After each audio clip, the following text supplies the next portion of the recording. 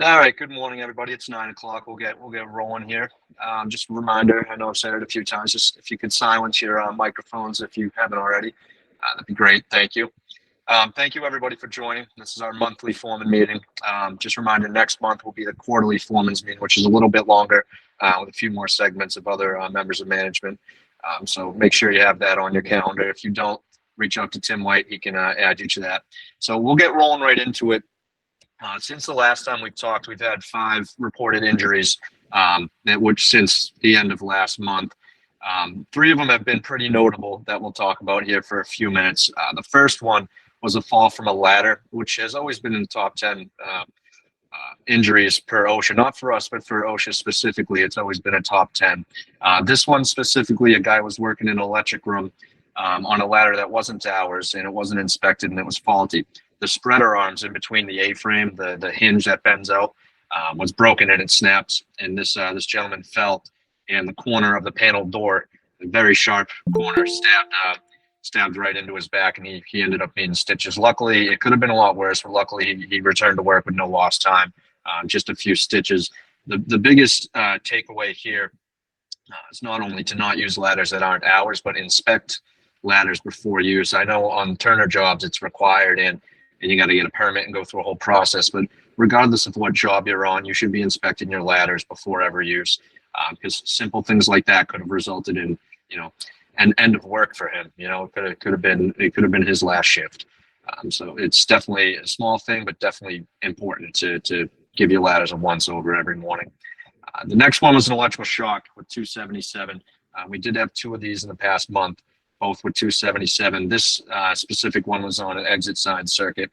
Somebody was going back to troubleshoot an exit sign that wasn't working properly, took the cover off the exit sign, and went in to tick trace the wires, and the Wago connection in there had a loose strand hanging out of it, and the guy came in contact with it.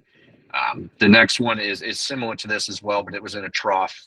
An apprentice was in a trough working in an electric room, piping into a trough, and came in contact with a loose 277 wire that was falling out of a splice. The big takeaways here is, one, lockout circuits if you can. I know you got to test some of them live, obviously, to find problems, but if it's possible to lock something out, say for the trough that apprentice was working in, that probably could have been locked out. There was no need to pipe into that while it was live. Nothing in there was needed to be live, to my knowledge anyways.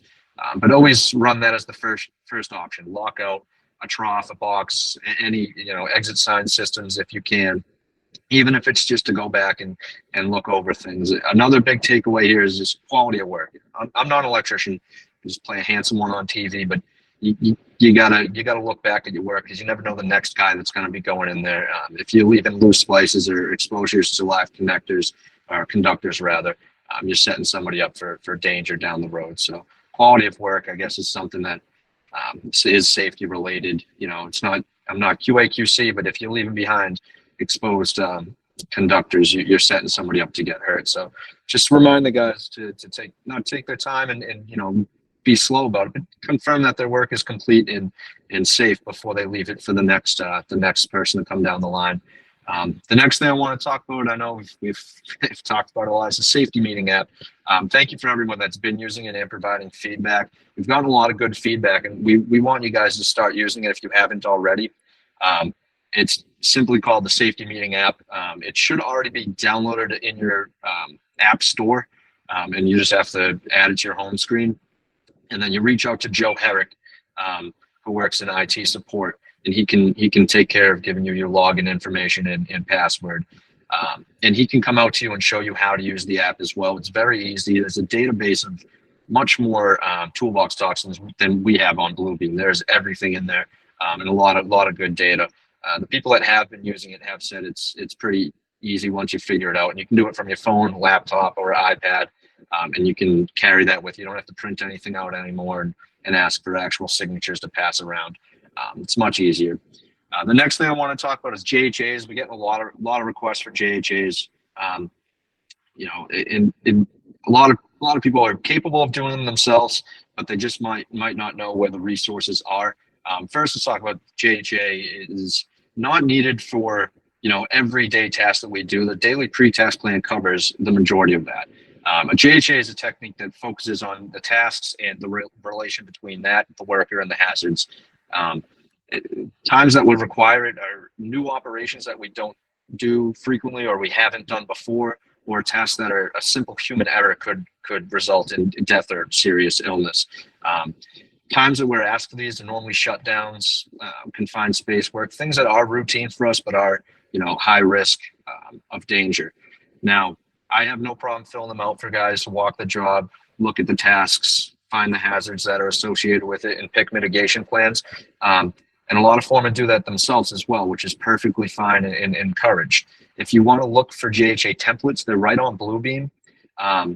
Doesn't really help much if you only have an iPad, but if you have a computer, if you go on Bluebeam, your safety folder, which is 06 on every job, and then 07 is JHA templates after that. There's probably 20, 30 different templates in there that you can use. They are Word documents, so when you open them up, they will show up as a Word document. You'll just have to click Enable Editing and fill in the blanks on it. Either fill in the blanks or make it more specific to your tasks and add your job number to it. If you guys want help with that, you can call me. I'll come out to your job and show you how to do it. Or we can set up a Google meeting and we can do it over FaceTime, and we can look at each other's screens and figure it out. That's really all I have this week. Again, ordering PPE, please, go through myself or Dave directly is fine as well. But make sure you're ordering the correct things. If you're going to Dave, he might not necessarily know that, say, Turner jobs require cut 4 gloves, or Gilbane jobs require those, or you need type 2 high-vis for Gilbane jobs and whatnot. So just make sure you read your contracts as well, so you're not sending out the wrong PPE to wrong jobs.